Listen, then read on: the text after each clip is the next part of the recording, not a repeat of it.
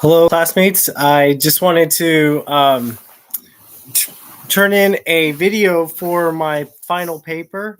I hope everyone has enjoyed the semester. I know I have, and I'm looking forward to just sharing with you all a little bit about myself and how the arts and humanities has influenced me, and am looking forward to engaging in dialogue in the discussion. So when I think of how the arts has influenced me, I think the primary way that comes to mind would be music. I think I've had music around me all of my life. I'm not a musician. In fact, I don't really have much rhythm. I'm not a very good dancer. Um, but I love music nonetheless, and it's a big part of how I experience a lot of my emotions. Um, is with music. So um, I grew up in a small town in Florida. I was born in Long Beach, and we moved out of Long Beach when I was 3 years old, just to get away from a lot of the crime and issues that were going on in this area around that time. And yeah, in my household, we listened to a lot of '60s Motown music, my mom's music, as well as a lot of salsa, and then my brother listened to R&B and rap in the '90s, and it was a really great era in music, and I really enjoyed my childhood in the '90s. It was a very prosperous era, and though I knew that we didn't have money, I felt this sense of um, uh, economic mobility, and you could feel that in the country. And I remember being a kid and still having the sense of um, economic mobility for myself and for my community. I grew up Jehovah's Witness, and for those who don't know, it is a Christian sect um, that holds a lot of similar to views to evangelicals, views that I think in a secular light, might be viewed as a bit extreme in terms of apocalyptic views. Um, it's a religion that very much believes in sort of an end of times. And a lot of people in the area that I grew up in the small town called Avon Park, Florida, um, had these types of views, even if they weren't Jehovah's Witness. It's um, a very common worldview that a lot of Christian denominations have. So I grew up with that.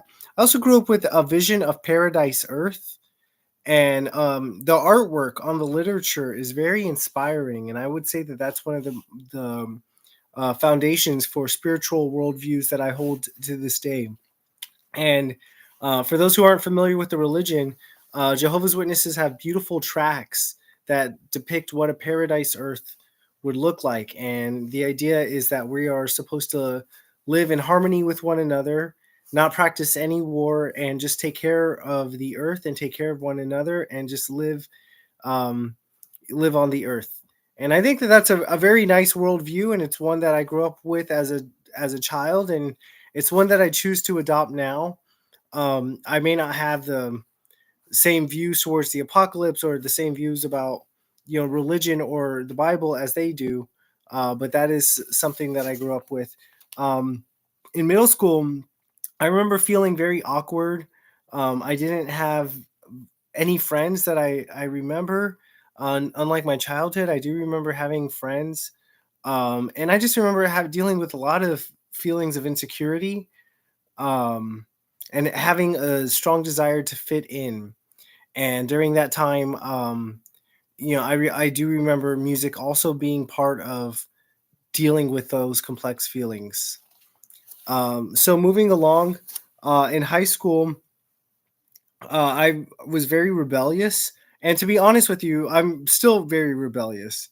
Um, that's when I adopted a view of nonconformity, one that I still carry to a certain extent. I mean, I do conform where I have to and stay employed and things like that. But I do enjoy, you know, um, a rebellious nature and speaking up against systems of oppression. And I began adopting those attitudes in high school. I also finally made friends in high school. I remember listening to a lot of rock music at that time, and dealing with a lot of feelings of angst, and music being there for that as well.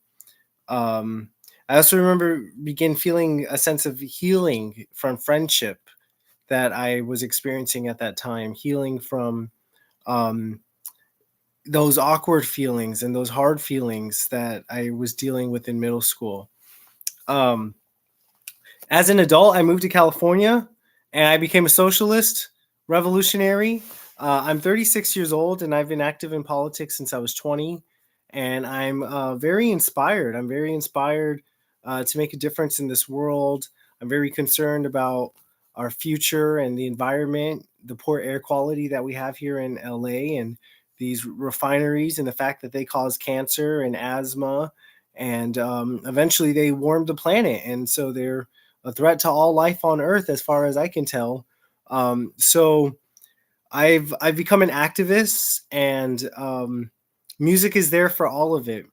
Despite me being against the system, I really enjoy a lot of popular music of the day. I listen to a lot of celebrity millionaires, um, with vain messages that are not revolutionary, but I still love their music either way. Bad Bunny and Beyonce and mainstream pop, and it gives me a lot of joy.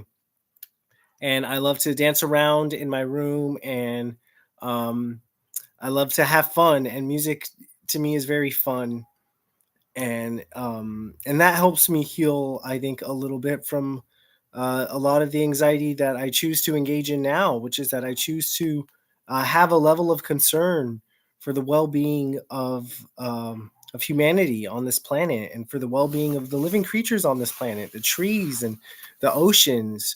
And I enjoy becoming concerned about these issues. Um, Although at time it can be a little draining, and so I love pop music for that. So I would say that music has been there throughout my entire life. I'm lucky to have a great community of friends who are musicians, and also create uh, lovely types of music, music that does have a little more depth than some of the mainstream pop that I love so much. Um, and that's a little bit about me, and that's a little bit about how the arts has played a significant role in my experience of my own humanity. And I just wanted to share with you all, as I wrap this video up, a little bit about my vision for seeing peace and achieving peace. I'm of the belief that younger generations must take on the full responsibility of of changing the direction of the future. That the future is currently in the hands of um, very wealthy people in the top 1%. They are mainly older people, a handful of millennials, if you want to include Zuckerberg, but for the most part, mainly older people who are not primarily concerned about the well being of the planet, about the state of humanity, about the future of life on this earth as we know it. And if we are listening to scientists, we should be listening to the sounding alarm. We should be listening to the cries of despair as we continue to put money into bombs and weapons of destruction, when we should all actively be doing the immense work that is ahead for all of us, if we want to live in a healthy and sustainable planet, one that we can leave to future generations. So we should be planting trees, we should be recycling, we should stop the production of plastics, we should be reducing our fossil fuel consumption. That's what scientists are telling us we need to do to protect biodiversity, to protect life on Earth as we know it. So I view a lot of my personal activism as a role that we have to play as a generation. And I think that we're going to need a good soundtrack if we're going to be good activists. I'm very inspired by the people in the 60s and the 70s who fought like hell for our civil rights.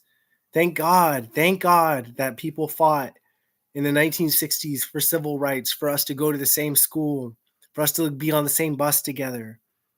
Um, People fought and died and suffered to overcome oppression back then, and we must fight to overcome oppression now. We must fight for these children in Palestine.